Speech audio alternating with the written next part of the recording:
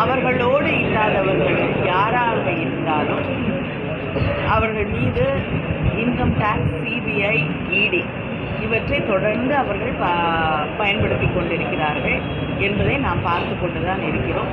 இதே யார் மீது ரெய்ட் நடக்கிறதோ, யார் மீது குற்றம் சுமத்தப்படுகிறதோ அவர்கள் பாஜகவை இணைந்தால் அந்த பெரிய பாஜக வாஷிங் மிஷினில் போட்டு அவங்களை சுத்தமாக கழுவி துடைத்து வெளியேறுகிறார்கள். இதுதான் நடந்து கொண்டிருக்கக்கூடிய நிதர்சனம். தொடர்ந்து தமிழகம் வரும்போதெல்லாம் மூன்றாவது முறையை நாங்கள் தான் வர போகிறோங்கிறது பிரதமர் தொடர்ந்து தமிழகம் வரும்போது மேடைகளில் பேசிட்டு வர்றாரு. அதை பற்றி இல்லைங்க, தொடர்ந்து தமிழகம் வருகிறார் என்று சொல்லும் பொழுதே அவங்களுக்கு ஒரு பயம் இருக்கிறது அப்படிங்கிறது தெளிவாக தெரியுது. சென்னையிலே வரலாறு காணாத வெள்ளம் பாதிப்பு, அதே போல் தூத்துக்குடி, திருநெல்வேலி எல்லாம் இதுவரை நாம் சந்தித்தே நினைத்து கூட பார்க்க முடியாத அளவுக்கு வெள்ளம் பாதிப்பு. மக்கள் அவ்வளவு அவதிக்குள்ளானார்கள், வீடை இழந்தார்கள், தன் வயல் ஆடு மாடுகள் எல்லாமே வெள்ளத்தில் அடித்து போகக்கூடிய ஒரு சூழலை நாம் சந்தித்தோம். அப்பொழுதெல்லாம் தமிழ்நாட்டிற்கு வராத பிரதமர் தேர்தல் ஜுரம் வந்துவிட்டவுடன் அடிக்கடி வருகிறார். அதனால் யாருக்கு மறுபடியும் தான் ஆட்சி அமைக்கக்கூடிய வாய்ப்பு இல்லை என்ற பயம் இருக்கிறதோ அவர்கள் தான் அடிக்கடி வந்து கொண்டிருக்கிறார்கள்.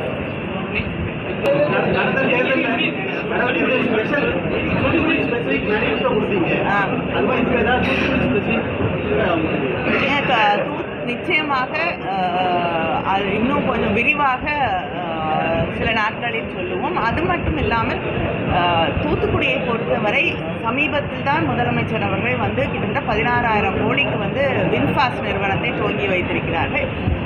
வின்ஃபாஸ்ட் தொடர்ந்து இன்னும் பல தொழில் முதலீடுகள் தூத்துக்குடிக்கு வர வேண்டும் என்பதற்கான முயற்சிகளை தான் செய்து கொண்டிருக்கிறோம்.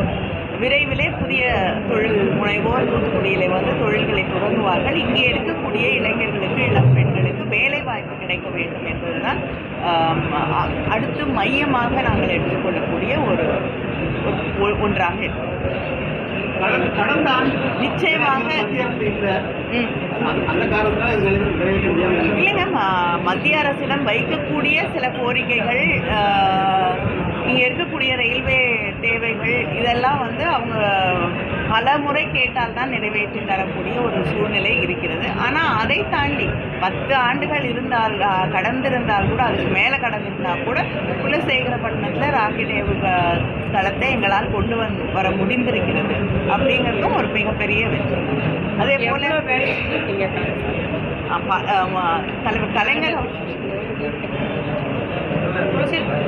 தலைவர் கலைஞர் அவர்கள் அப்பொழுது இருந்த பிரதமர் மன்மோகன் சிங் அவர்களிடம் கடிதம் எழுதினார்கள்.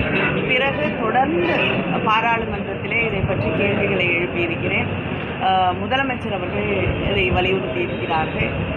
அங்கே இருக்கக்கூடிய அமைச்சர்களை தொடர்ந்து சந்தித்து, அது மட்டும் இல்லாமல் இஸ்ரோவில் வேலை செய்யக்கூடிய சயின்டிஸ்ட், அங்கே முக்கியமான பொறுப்புகளில் இருக்கக்கூடியவர்களையும் சந்தித்து இந்த கோரிக்கையை தொடர்ந்து வைத்திருக்கிறேன்.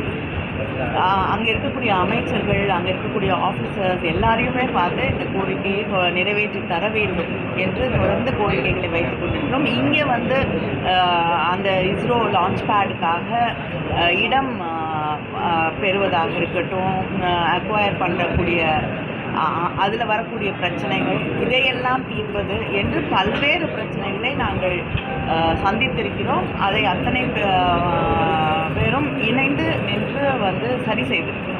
தமிழ்நாடு அரசு நிலம் எடுத்து கொடுக்கறதுலேருந்து அங்கே குடியிருப்பு இருந்தது, அவங்களுக்கு இடம் கொடுக்கறது, அவங்களுக்கு வீடு கட்டி கொடுக்கறது எல்லாமே வேகமாக நடந்ததுக்கு எப்படி காரணம்? அதனால தான் இவ்வளோ சீக்கிரம் வந்தது. பெரும்பாலும் அறிவிச்சது வராது. அது அப்படியே கிடப்பில் போடப்பட்டிருந்தது, ஒரு வேலையும் ஆரம்பிக்கலை.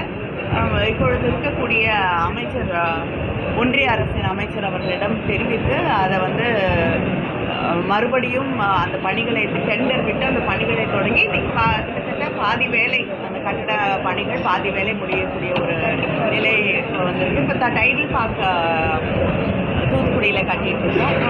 சமீபத்தில் வந்து நியோ டைடல் பார்க்ஸ் வந்து கோயில்பட்டியில் அறிவிக்கப்பட்டிருக்கிறது. அதே போல் ஏரல் பகுதியிலையும் இன்னொரு டைடல் பார்க் அறிவிக்கப்பட்டிருக்கு. கோயில்பட்டியில் வந்து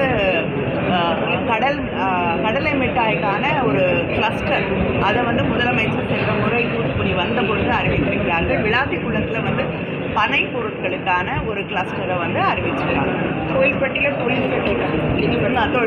லிங்கம்பட்டியில் தொழில்பேட்டையும் கண்டினியூஸ் அஷூரன்ஸ் வந்து உங்கள் மேனிஃபெஸ்டோவில் மட்டும்தான் இப்போ வந்து போன நீங்கள் போட்டியிடும் போது இந்த கேள்வி போது என்ன சொல்லுவீங்கன்னா மக்கள்கிட்ட இருக்க அச்சத்தை போக்கி நாங்கள் நடைமுறைப்படுத்த செயல்படணும்னு சொல்லி அதுக்கான என்ன முயற்சி எடுக்குது?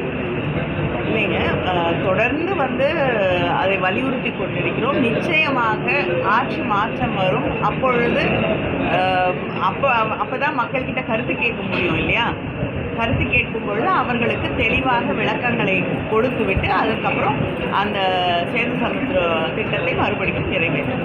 நன்றிங்க, நன்றி.